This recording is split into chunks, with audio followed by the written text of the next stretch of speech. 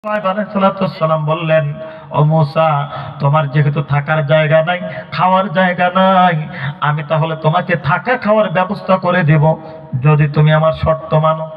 বলল, হ্যাঁ, আপনার শর্ত মানতে রাজি।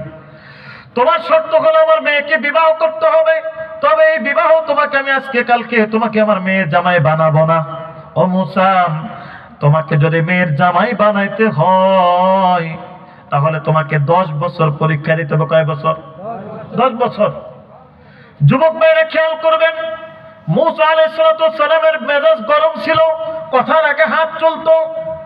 ফেরাউনের প্রতিনিধিকে একটা থাপ্পড় দেওয়ার কারণে মৃত্যুবরণ করছে। শুআয়ব আলাইহিস সালাম বলে, মূসা, তুমি যদি আমার মেয়েকে বিয়ে করতে চাও তাহলে তোমাকে ধৈর্যের পরীক্ষা দিতে হবে। কি পরীক্ষা? আল্লাহ যে পরীক্ষা সব নবীরে করছে, আমি তোমার সেই পরীক্ষা করব।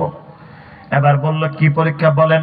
বলল, আমার বাড়িতে কিছু ভেড়া ছাগল আছে, বকরি আছে, এই ছাগলগুলাকে তোমাকে 10 বছর চড়াইতে হবে। কয় বছর? 10 বছর। মূসা আলাইহিস সালাম ধৈর্যের পরীক্ষা দিচ্ছেন। 10 বছর পরে শ্বশুর হবে, অসুবিধা কি? আর আমাদের দেশে যদি বিবাহ ঠিক হয়, এখনো বিবাহ হয় নাই, ঠিক হয়েছে, অমুকের ছেলে অমুকের মেয়ের সাথে বিবাহ, প্রবাস থেকে আসলে বিবাহ শুরু, প্রবাস থেকে আসলে হুজুর ডেকে এনে অনুষ্ঠান শুরু হয়ে যাবে, এর ভিতরে জামাই বউ হয়ে যায়। নাউজুবিল্লাহ বলেন। কি হয়ে যায়? প্রবাসী স্বামীর শাশুড়ি কয়, তুই তোর জামাইয়ের সাথে যোগাযোগ রাখ, টাকা পয়সা যা দরকার আনতে থাক, আমরা সব খাই। লোভী শাশুড়ি। কি শাশুড়ি? লোভী শাশুড়ি। বলেন, এরকম শাশুড়ি আছে না নাই? কিন্তু বিবাহ এখনো হয়নি, প্রবাস থেকে আসবে তখন বিবাহ হবে।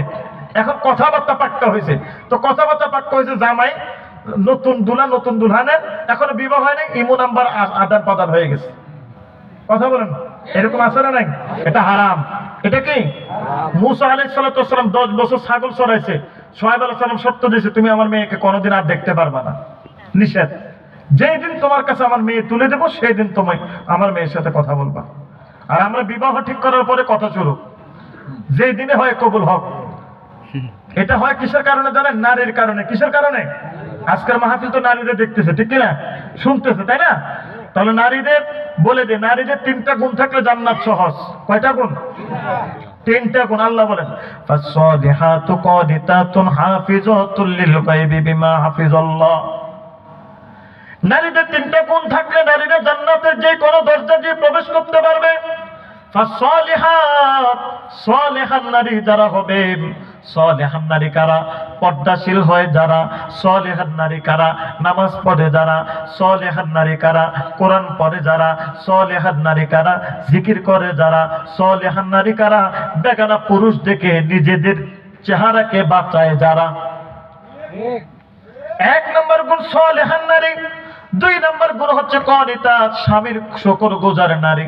স্বামী কালো হোক, ধনী হোক, গরিব হোক, মিসকিন হোক, অসহায় হোক, নারী বলবে, আমি আমার স্বামীকে পেয়ে শুকর আদায় করছি, আলহামদুলিল্লাহ। কিন্তু আমাদের দেশে প্রায় নারীকে দেখা যায়, কিছু কিছু নারী স্বামীকে বলেন, তোমার মতো ভাতার পাই আমার জীবনটা গেছে শেষ হইয়া। কথা বলেন। একদিন একটা কাপড় কিনে না দিতে বললে 36 বছর বিবাহের খোঁটা মারে। কথা বলেন, খোঁটা মারে কি মারে না? এই যে স্বামীর অশুকরি না শুকরি আদায় করলো, স্বামীকে খোঁটা দেয়, যেই নারী স্বামীকে খোঁটা দেয় সেই নারী জাহান্নামী।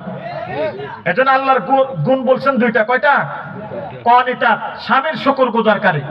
স্বামীর যেরকমই হোক, নুন দিয়ে খাওয়াক আর গুণ দিয়ে খাওয়াক, বা গোস্ত দিয়ে খাওয়াক আর শাক দিয়ে খাওয়াক, আলহামদুলিল্লাহ আমি কনিতা, আমি স্বামীকে পেয়ে শুকর আদায় করলাম। এই 2টা গুণ। কয়টা গুণ হলো? 3 নম্বর গুণ হাফিজাতুল লিল গায়বি বিমা হাফিজাল্লাহ। আল্লাহ তাআলা বলেন, যদি নারী 3টা আমানত হেফাজত করে নারী জান্নাতে যাবে। কয়টা আমানত? 1 নম্বর আমানত, স্বামী প্রবাস থেকে যে টাকা সম্পদ পাঠাইছে, এই ধন সম্পদের আমানতের খেয়ানত না করা। স্বামী বিদেশ থেকে সম্পদ পাঠায়, তো নারী কি করে? সিরাজগঞ্জ শহরে তার প্রেমিককে হুন্ডা কিনে দেয়, মোবাইল কিনে দেয়, ঠিক কিনা? বাবার বাড়ি ভাইকে, ছোট ভাইকে মোবাইল কিনে দেয়, বোনকে 3 পিস কিনে দেয়, কিন্তু টাকা কার? স্বামীর। কার? স্বামী জানে না। এই যে স্বামীর টাকা আপনি শ্বশুর নিজের বাবার বাড়িতে পাঠাচ্ছেন, বন্ধু বান্ধবীদের পাঠাচ্ছেন স্বামীর অনুমতি ছাড়া, আপনি স্বামীর আমানতের খেয়ানত করলেন। তো খেয়ানত করলে আপনি জাহান্নামী। যদি এটাকে হেফাজত করেন আপনি জান্নাতে। এক নাম্বার আমানত হচ্ছে স্বামীর টাকা পয়সা, ধন দৌলত। দুই নাম্বার আমানত হচ্ছে স্বামীর সন্তান। স্বামীর সন্তান যারা, তাদেরকে মানুষ করা, তাদেরকে কি করা।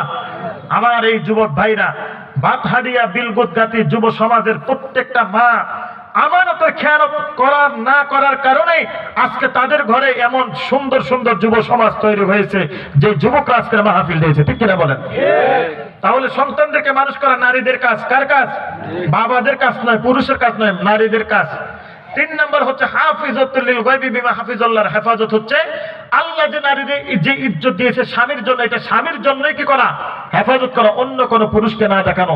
এই তিনটা কাজ, সালেহান নারী, স্বামীর শুকরগুজার নারী, স্বামীর আমানতের হেফাজতকারী নারী, এই তিন গুণ যেই নারীর কাছে থাকবে সেই নারী জান্নাতি। সুবহানাল্লাহ বলেন।